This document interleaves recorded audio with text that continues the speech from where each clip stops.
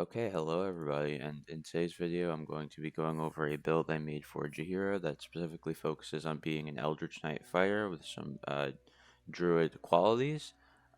It's more of a thematic build than an honor mode build, just to preface that. However, I do think you can use an honor mode if you really feel like it, but it's not meant for gameplay optimization. It's more meant for being fun and being thematic for the character of Jaheira. So yeah, if that's gonna be the build, and I'm going to now get into the leveling process. Okay, so we're going to be starting with the fighter, and this is going to be a one-handed class. So we're gonna want to take dueling. The other ones you can take defense if you want to, but I'm gonna take dueling because it actually works well with what we're doing. And in terms of our ability scores, we're going to want to start with 16 strength, going to have 15 con, 16 wisdom, and 10 dex. The 15 con is important because of a feat we're going to be taking. That's why we have it at 15. It will get put to 16 eventually. But yeah, these are the starting stats if you want to change these skill proficiencies. Like if you like history better or whatever. I mean, it should be fine. I'm just gonna go with insight, but yeah, it's basically that. That's just basically what you're gonna start with.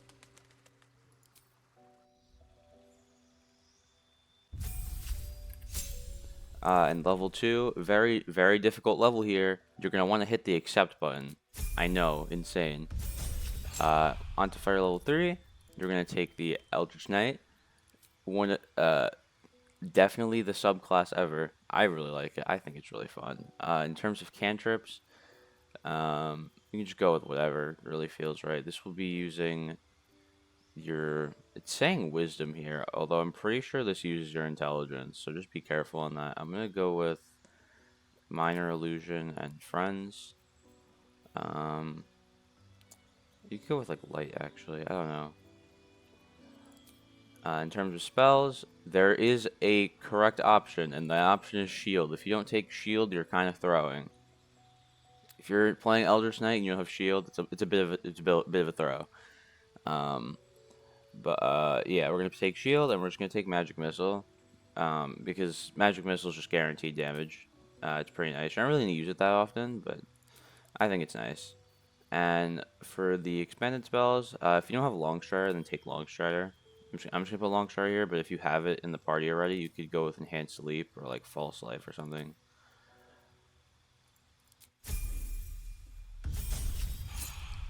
At level 4, we're gonna get another spell. I would probably go with Thunder Wave because it's kind of funny. You don't really get too many great spells in Eldritch Knight, to be honest. So, I mean, it doesn't really particularly matter, but there are good options there. In terms of our feat, we're actually going to go with the Tavern Brawler.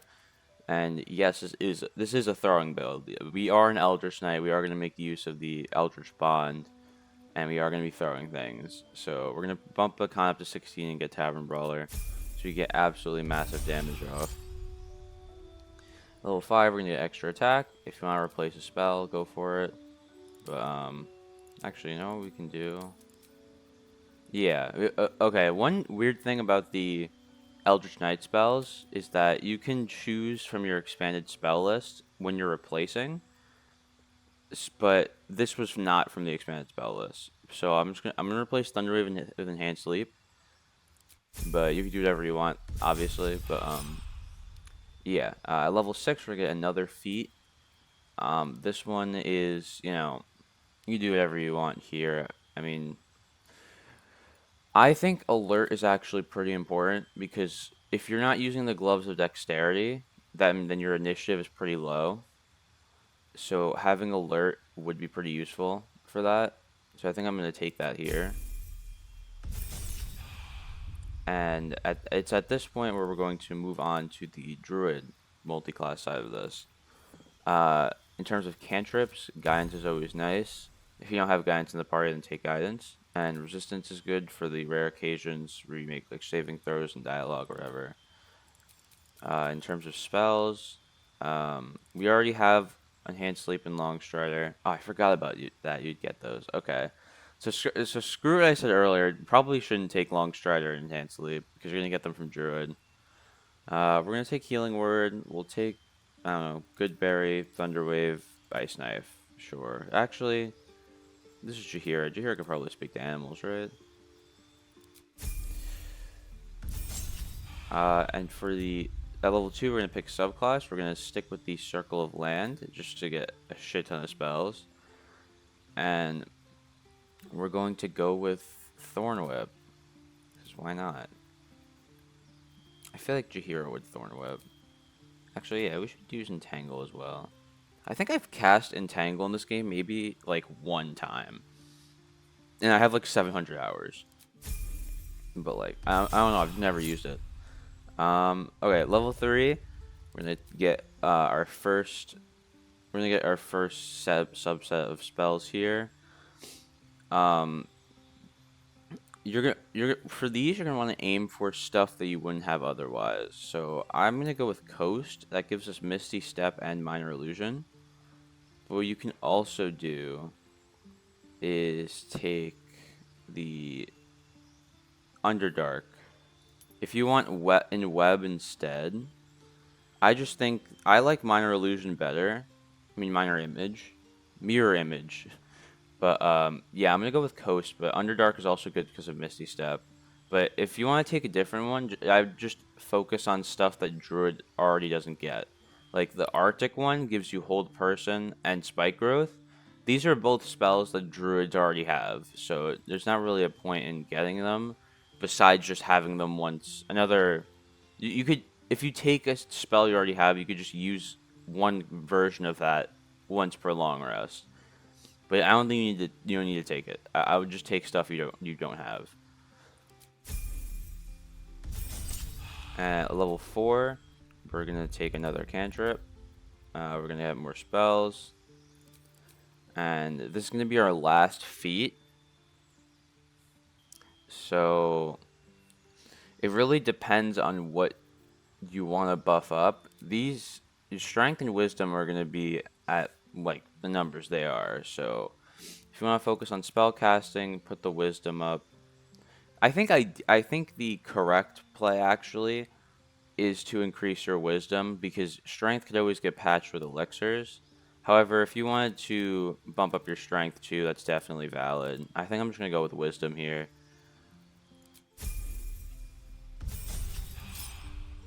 Yeah, okay. Now level 5, we're gonna get another subset of spells. Definitely go with Arctic if you want haste. Um, because the grassland one gives you daylight, but you already have daylight as a druid. So I would definitely go with Arctic. I know you also get Sleet Storm as a druid, but I think Sleet Storm is a significantly better spell than than daylight is.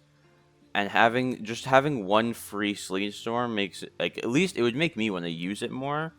And it's also just useful to have. Like I really like the more I use Sleet Storm, the more I like it. Like it's a very nice thing to have. And yeah, it's basically that. Yeah, as you can see, daylight's already here. We could put it on if we want to.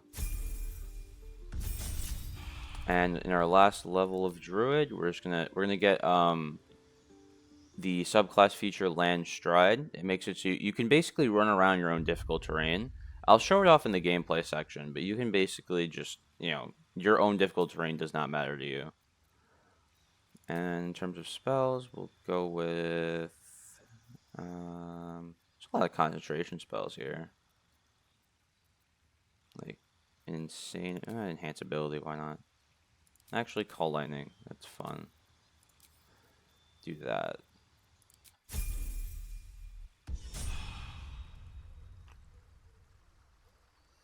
And yeah, that is the build in terms of leveling. As you can see here, we're gonna have a lot of shit. I'm just gonna move some of this around. Um, Okay, so you're gonna have this weapon bond, right? Now, for the weapon I chose for this build is the lightning jabber. The lightning jabber, it says when launched at a target, you deal additional 1d4, 1 through 4 lightning damage, which is great. And on a hit, you can shock them, making it so they cannot take reactions, and they have disadvantage on ability checks and saving throws using dexterity, which is pretty nice. However, this is not a homing weapon. It will not return to you unless you use your weapon bond. So you're gonna want to bond this every morning if you are using it. You can also use other homing weapons. I was testing out Nirulna, and the cool part about Nirulna actually is you can just, like, let's just say you wanted to use Nirulna because it's stronger, and the thing is with Nirulna, it creates that giant lightning damage, so it might not always be the best to throw because you might hit your allies. But if you can throw it, like there's no one nearby, you can throw it,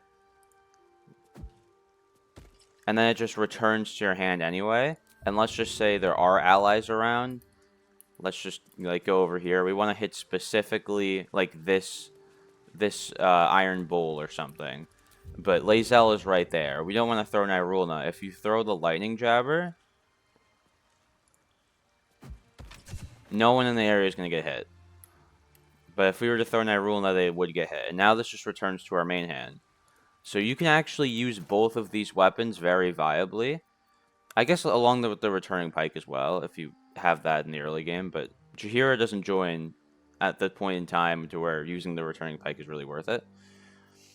So yeah, that's why I have the lightning jabber instead of Nirulna, because you can kind of just use both, and having this option to where you don't blow up your allies, I think is very important. So yeah, that's just the explanation I had. That's like the reasoning I'm using the whole weapon bond throwing thing. This is kind of a throw build, but it's like kind of a secondary aspect of the build. It's not like a typical throw build where you could tell everything is going to throwing. We have a lot more options here in terms of like spell casting and like melee damage and even wild shape. You can still wild shape, and you did hit level 6. You're gonna have the extra attack on wild shape as well if you need to. So basically, like what you can do, you have 106 health and blade ward with this chest plate I have on. Um, if you somehow are damaged enough to where you're about to die, you can just wild shape and get another health bar into any of these forms. Probably the owl bear is probably correct. um, but yeah, I think that's a super cool aspect of this build. Um, just and then you have this natural recovery as well. You can use it for your spell slots. I think it's really good specifically with Elder's Knight because you're going to be using a lot of your spell slots on shield whenever you get prompted. You have a really high AC, but if you get prompted to use shield, I would just do it because basically, like after the +5 AC, you're basically invincible. And even like shield is also really nice. I guess spoilers for the final part of the game. I'm not gonna try to spoil anything, but there are a lot of magic missile users in the final fight. So having shield for that, you can just run forward towards the objective and ignore all the magic missile users because you take no damage from magic missile. So yeah, I think that's a very nice part of this kit. Um, so now I'm gonna get more into the gear part of this. For the helmet, I have the Mask of Soul Perception. This is mainly just you get +2 attack rolls and initiative rolls.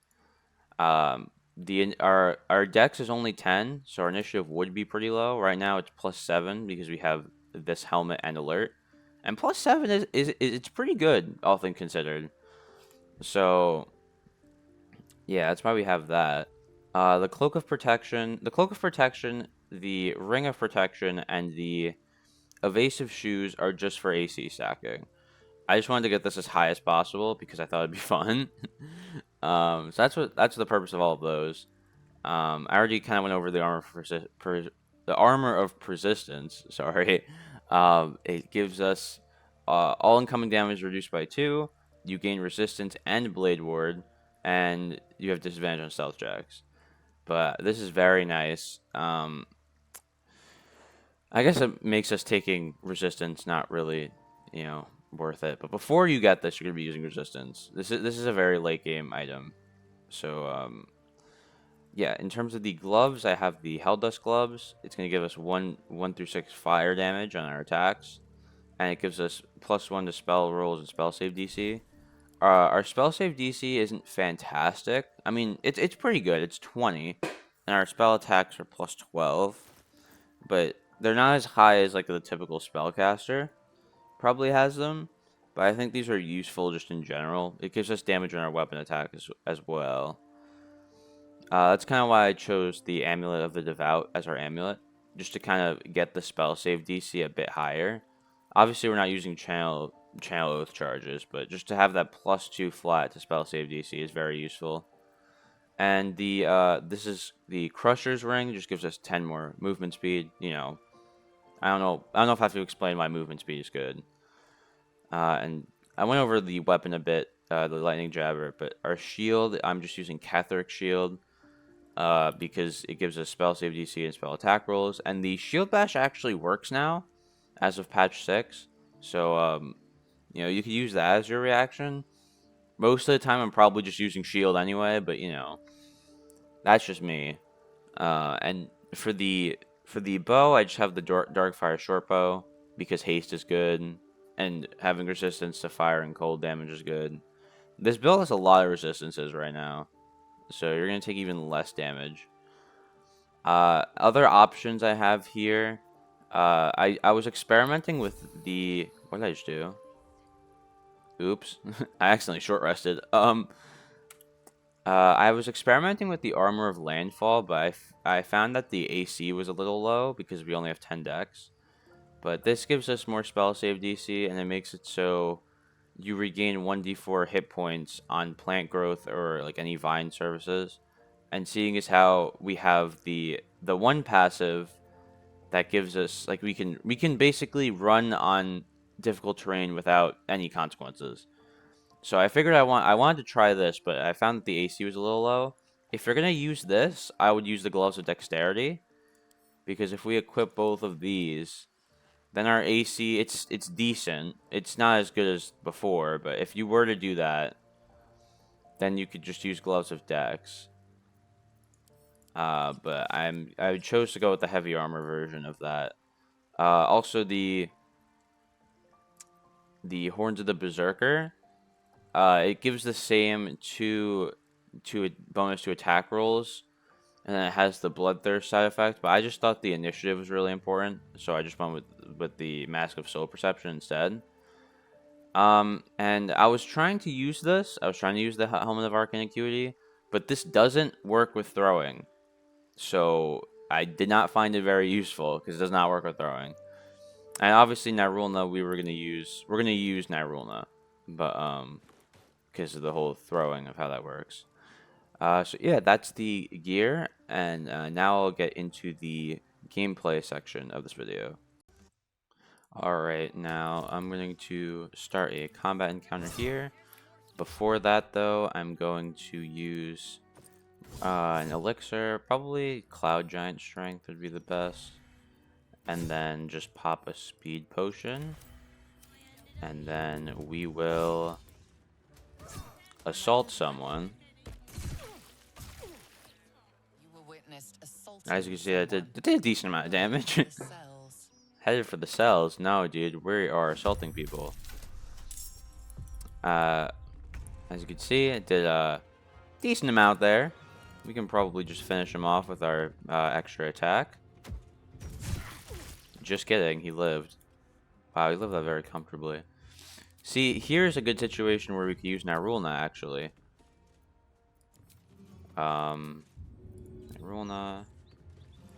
Yeah, because we don't care if we hit... Oh, we still hit ourselves. That's crazy. We can just go with this guy now. Okay, we killed a civilian. Oops. Anyway. Now we have another action. If we want to cast a spell, we could say Sleet Storm. Just kidding. Just kidding. I said we're gonna cast Sleet Storm. Now they're all knocked prone. And we can just... I'm probably just gonna... Can I shove this guy? That'd be hilarious. Hang on, let's try to get him in the Sleet Storm. Oh, hell yeah. Oh, okay. Yeah, now we're set. The Steel Watcher cannot become prone. He's gonna jump up to us. Okay. No shot of hitting us. I just realized we're hasting. That Sleet Storm is not gonna last very long. As you can see, nobody's hitting us. They have 0 chance. Yep, prone. Go ahead, walk. I dare you. Do it. Oh, lame. Oh, is he gonna burn my Sleet Storm? That's lame. Mass Cure Wounds. Insane. Damn. He just did 5 damage. That is so tough. I can't believe I just used Action Surge to cast Sleet Storm again. That's pretty funny. He's gonna miss all of his attacks. That is how hasten works. I thought I had 1 turn left, but okay. The fist needed a 25 to hit. Nuh-uh. Oh, I love Eldritch Knight. This is so funny. We have 30 AC. Jaheira has 30 AC. We're never getting hit. There's just no shot. Now, if only I casted Mirror Image before this. That would have been pretty funny.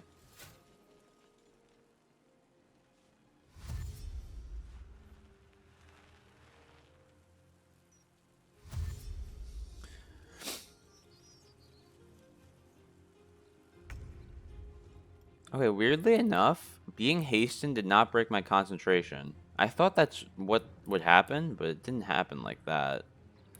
Oh, these are no longer weak to lightning? That's crazy. This is a pretty not great position. So I'm just going to leave. And then kill the counterspell guy. Because fuck that guy.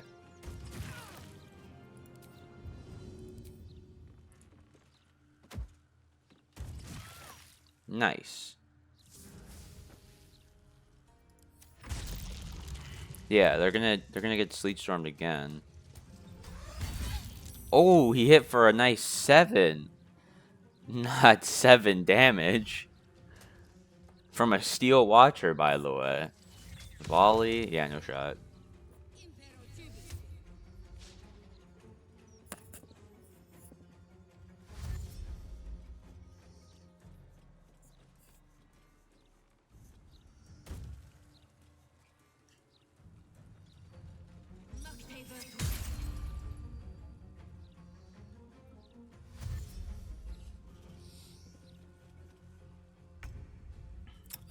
Okay, so this might look like a very sticky situation.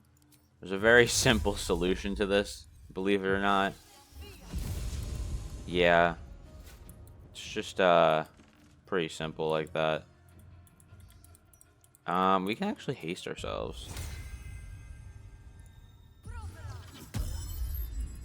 It will... The ice is still not gone away, that's crazy. And then we can... I wonder if the Steel Watcher gets affected by plant growth. Let's find out. It looks like it does. That's kind of funny. But plant growth is not concentration. So I think like plant growth is super useful because of that. What? Dash? Oh my god, it's stuck in them vines. Bro, dude, Gortash really, like, built an entire robot army, and they get stopped by fucking plants. That's crazy.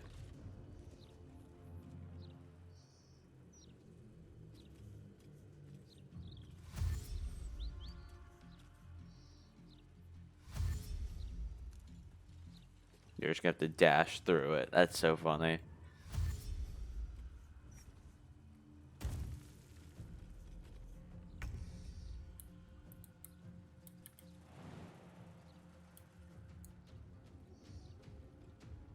Okay, we cannot... Am I really gonna Misty Step again? I think I will. Actually, no. That's a little silly.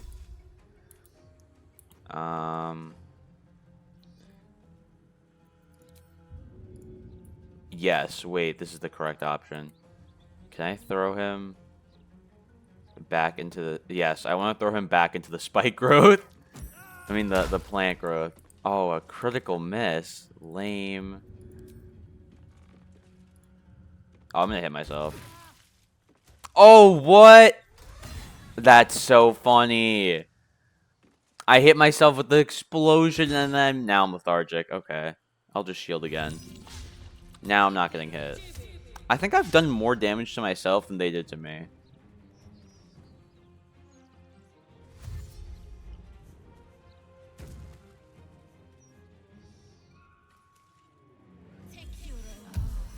Oh, he got on a fucking crate.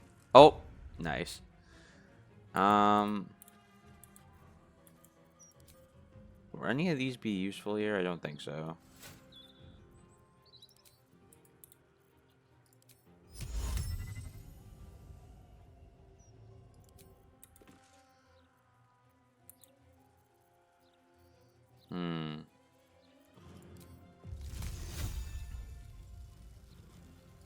See, the thing is here... Wait, where's my weapon? Oh, that's annoying.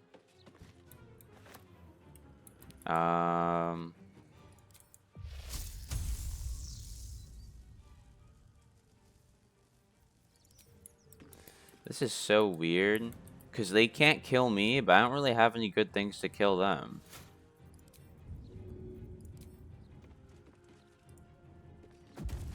Poke. That's what I have. I could just poke him with my stick. Then I can just... Have any healing potions?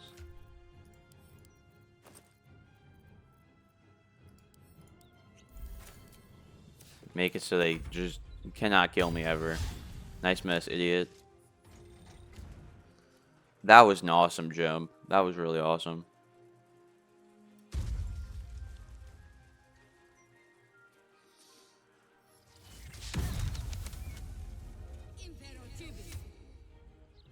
Oh, wow. Another hit. Shield. 30 fucking AC. I love having 30 AC. Crazy.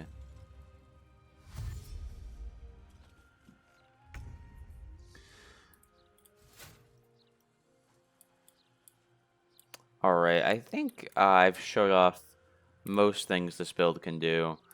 As you can see, there's an entire army trying to kill me, and I have not died. In fact, I've taken very little damage. So, yeah, that's basically the build. If you like this build, don't forget to leave a like and subscribe for more uploads. And if you want to leave a comment on any builds I should do next, let me know. And yeah, that's it for today's video. I'll see you in the next one.